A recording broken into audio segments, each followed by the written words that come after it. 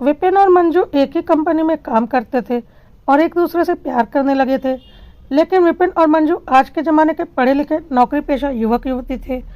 तो उनके हिसाब से पहले के ज़माने के लोग जो शादी ब्याह करते थे उनकी पुरानी सोच थी, और अब उस प्रकार से कोई नहीं रहता, बल्कि अपनी मर्जी से साथ रहो, कुछ दिन साथ रह कर देखो, अगर अच्छा लगे तो आगे रिश्ता निभाओ, शादी करो, नहीं अच्छा लगे तो अपना अपना रास्ता अलग कर लो।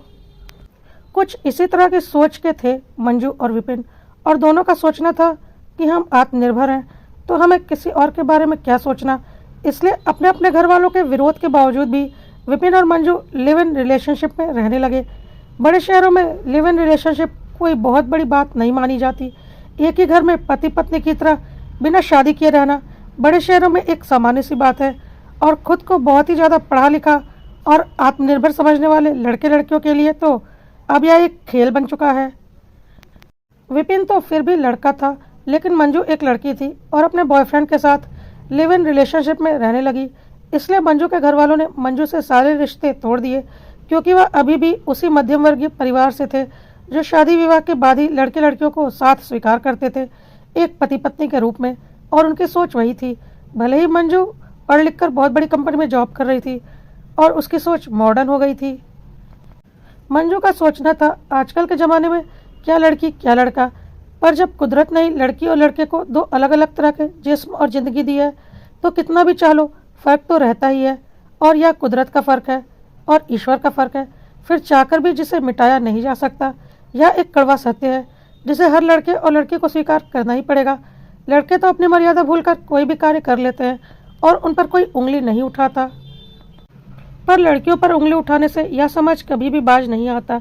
लेकिन मंजू और विपिन इन सब सोच से बहुत आगे थे और एक दूसरे से तथाकथित सच्चा प्यार करते थे।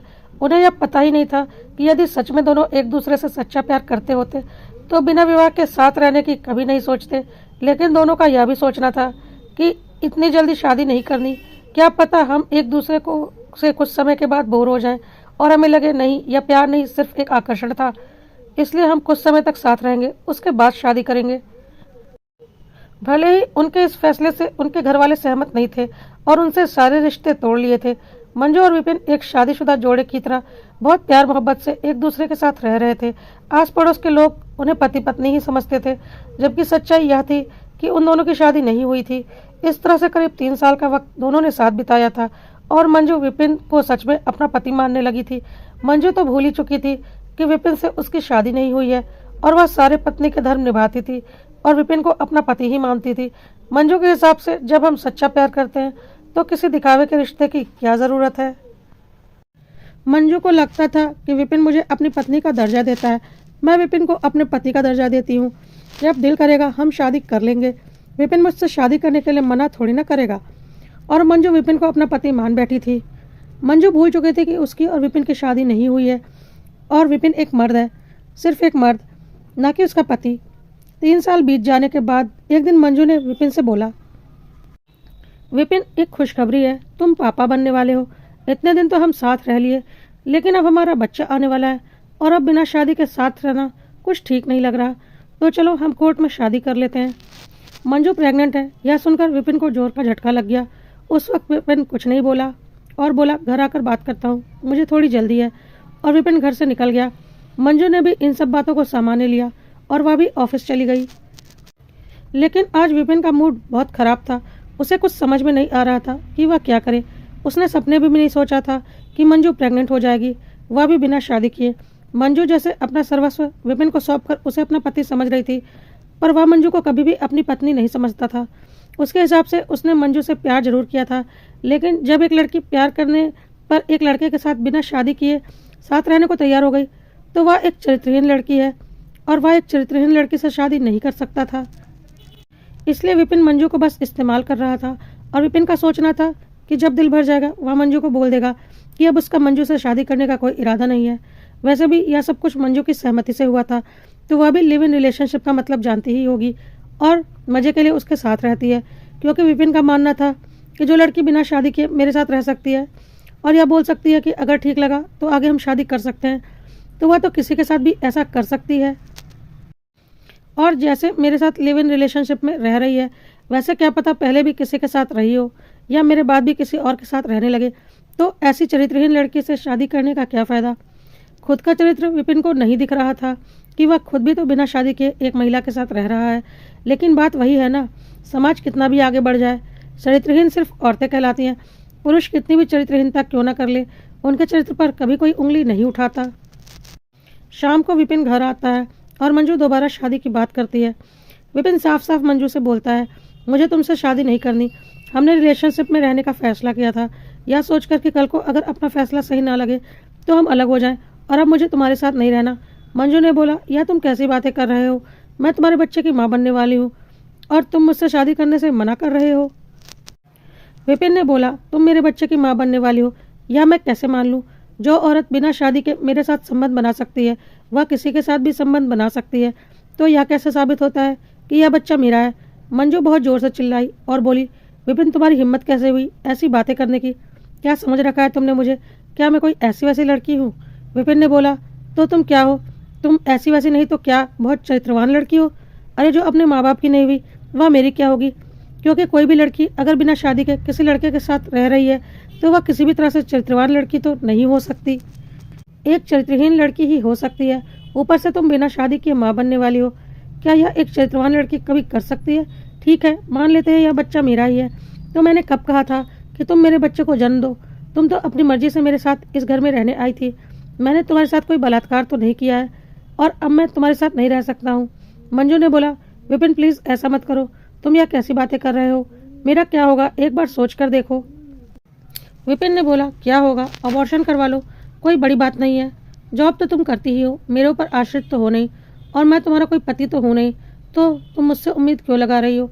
जैसे मैंने अपने टाइम पास के लिए तुमसे रिश्ता बनाया था, वैसे ही तुमने भी अपने टाइम पास के लिए मुझसे रिश्ता बनाया था, और ऐसे रिश्तों में किसी से कोई उम्मीद की जगह नहीं होती, क्योंकि हम पति पत्नी तो है नहीं।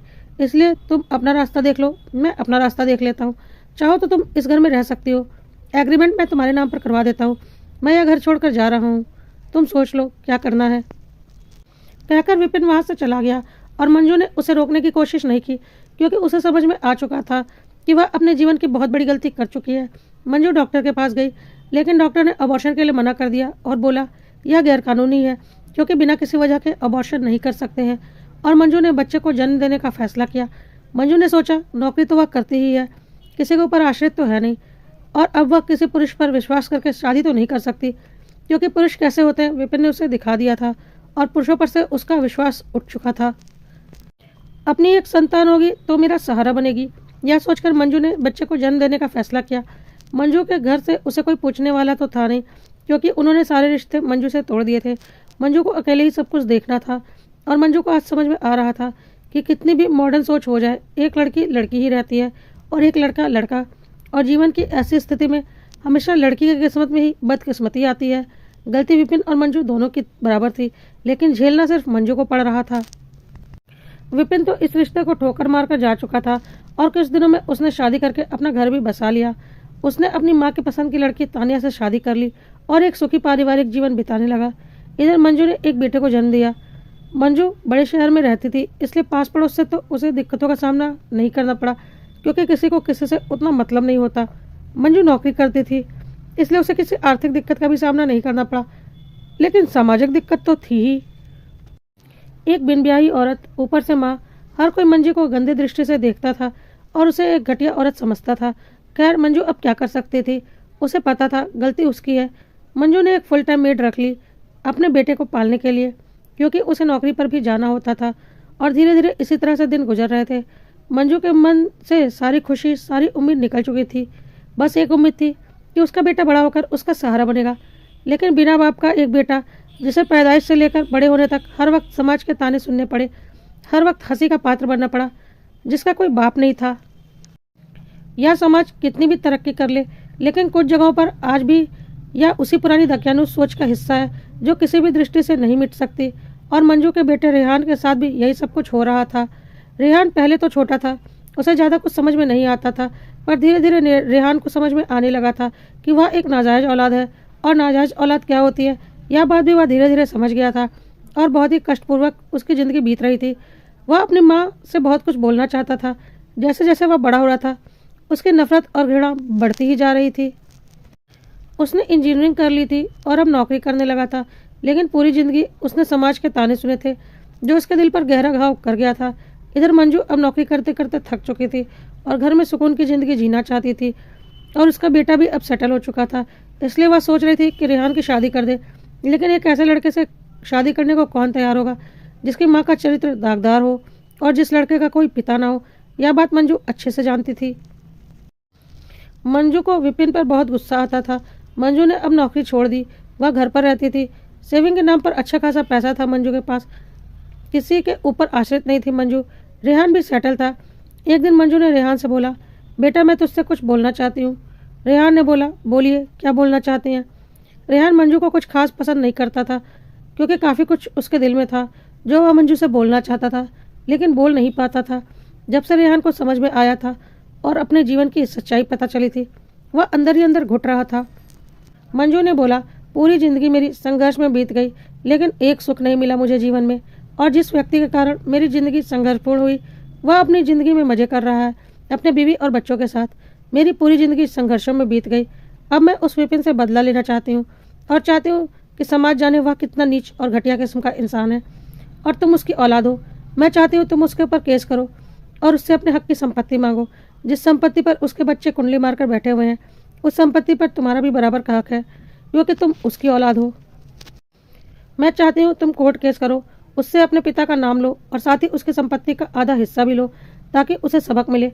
रेहान ने बोला, वाह माँ, अपनी ज़िंदगी तो खराब कर ही ली, अब मेरी ज़िंदगी भी खराब करने पर लगी हो। वैसे भी मेरी ज़िंदगी कौन सी अच्छी थी, और अब तुम इसकी और धज्जियाँ उड़ाना चाहती हो। कैसी बातें कर रहे हो रेहान तुम। मैं तो तुम्हें तुम्हारा हक दिलाना चाहती हूँ। मैंने तुम्हारी कौन सी ज़िंदगी खराब की है। मैंने तो तुम्हें जन्म दिया है। तुम्हारा पिता तो जन्म से पहले ही तुम्हें छोड़कर भाग गया था। रेहान ने बोला, हाँ आपने मुझे जन्म दिया, लेकिन मजबूरी में, क्योंकि आपको अपनी ज़िंदगी के लिए एक सहारे की ज़रूरत थी, जो कि मैं हूँ। ठीक है, आपने मुझे जन्म दिया, उसका एहसान मैं ज़िंदगी भर मानूंगा कि आपने मुझे जन्म दिया और मुझे पाल पोस कर काबिल बनाया, और आज मैं अच्छी नौकरी कर रहा हूँ। इसलिए एक एहसान के तहत मैं जीवन भर आपका ख्याल रखूंगा, लेकिन आपको एक माँ का सम्मान कभी नहीं दे पाऊंगा, क्योंकि आपने मुझे एक बेटे का सम्मान नहीं दिलाया, क्योंकि मैं एक नाजायज़ औलाद हूँ। और आज तक मैं समाज से यही सुनता आया हूँ कि मैं एक नाजायज़ औलाद हूँ और इसकी जिम्मेदार आप हैं। क्या मुझे समाज से वह सम्मान मिला जो एक जायज़ औलाद को मिलता है। मंजू ने बोला, इसमें अकेली मैं दोषी कैसे हो गई।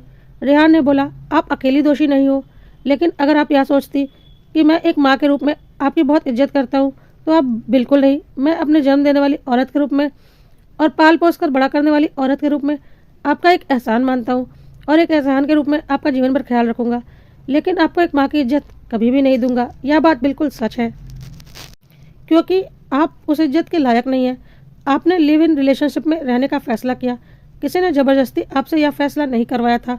तो जितने दोषी विपिन इसमें हैं, उतने ही दोषी आप खुद भी हैं। आप एक मॉडर्न सोच वाली महिला थी। आपके हिसाब से लड़के और लड़कियों में कोई फ़र्क नहीं होता। अब आपको पता चला लड़के और लड़कियों में कितना फ़र्क होता है।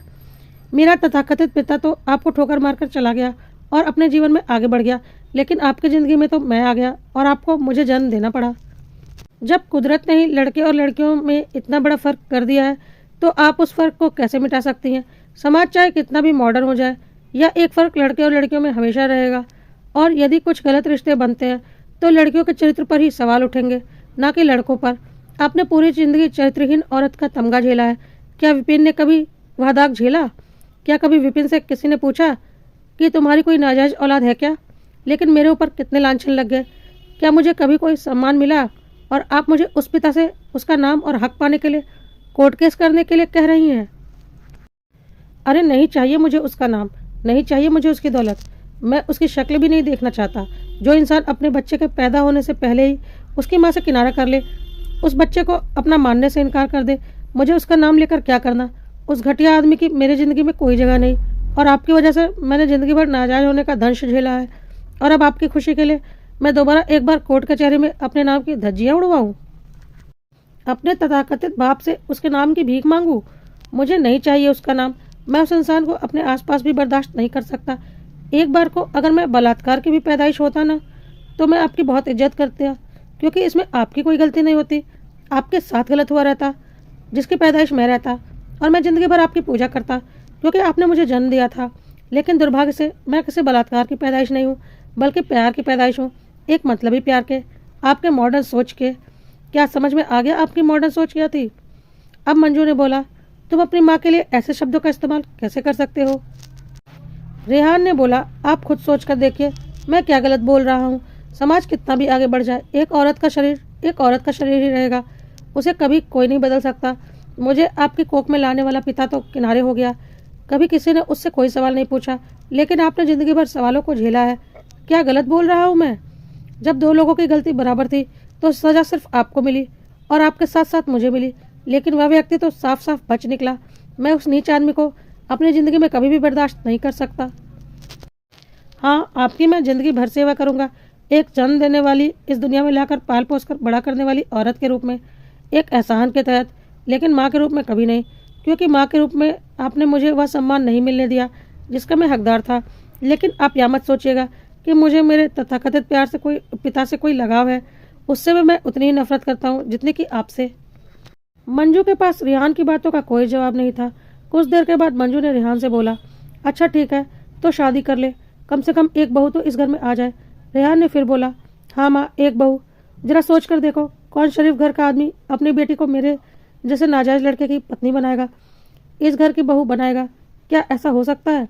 मंजू के पास फिर से रेहान की बातों का कोई जवाब नहीं था। मंजू ने बोला, कोई बात नहीं, तू अपनी पसंद की लड़की से शादी कर ले। रेहान ने बोला, नहीं माँ, अगर मैं किसी भी लड़की को अपनी असलियत बताऊंगा ना, तो कोई भी शरीफ लड़की मुझसे शादी करने के लिए तैयार नहीं होगी।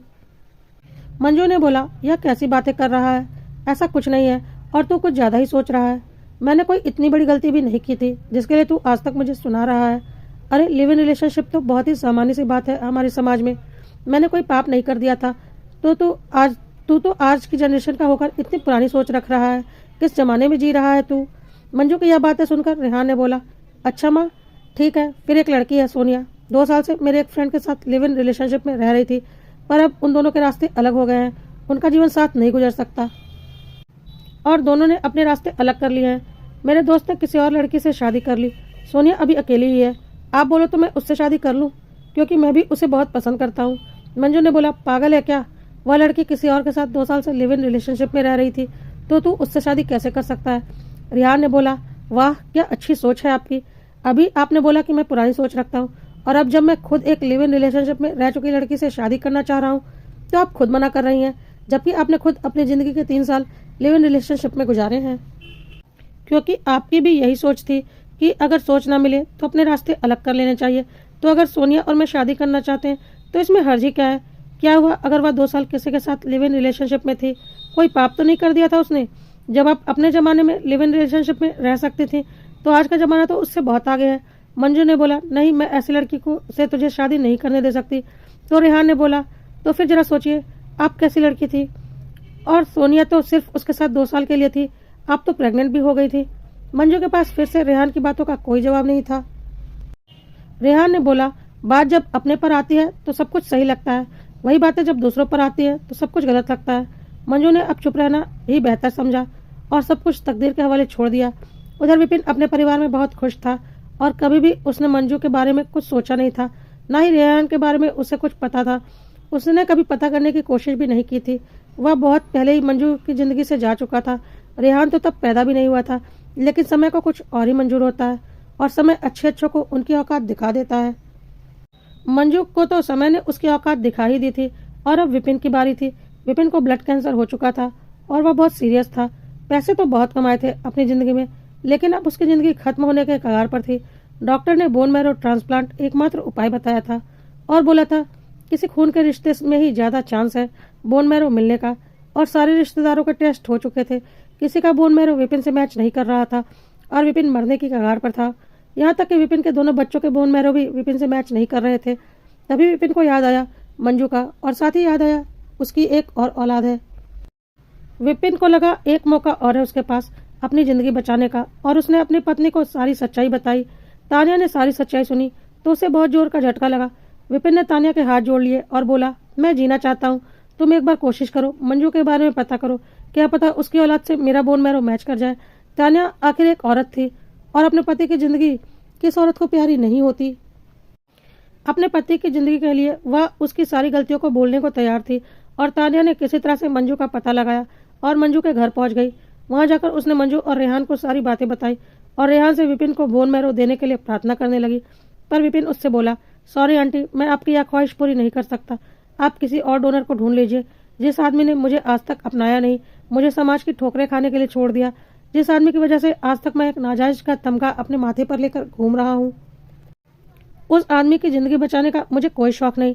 जिस आदमी ने आज तक मुझे जीवन में कोई खुशी नहीं दी, जिस आदमी ने आज तक मेरा चेहरा नहीं देखा, जिस आदमी की वजह से आज तक मैंने अपने बाप का चेहरा नहीं देखा और कभी नहीं जाना कि बाप कैसा होता है, उस आदमी को मरने से बचाने के लिए मैं अपना बोन मैरो ट्रांसप्लांट क्यों करवाऊं? ऐसा कभी नहीं हो सकता, क्योंकि उस आदमी के जीने और मरने से मुझे कोई भी फर्क नहीं पड़ता।